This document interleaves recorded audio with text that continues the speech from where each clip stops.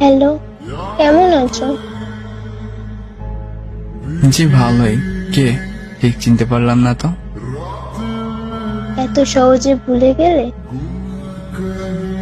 ও আচ্ছা, না যার সাথে আমি 2.5 বছর কাটালাম তাকে এত সহজে ভুলে যাব কিভাবে? তুমি এখনো কি আমাকে ভালোবাসো? দেখো, আমি পুরনো সব স্মৃতি ভুলে থাকার চেষ্টা করছি, কিন্তু পারিনি। তাই নতুন বছরে নিজেকে নতুন করে সাজিয়ে নেওয়ার চেষ্টা করছি। একটা কথা বলবো? তুমি কি আমার কথা রাখতে পারবে?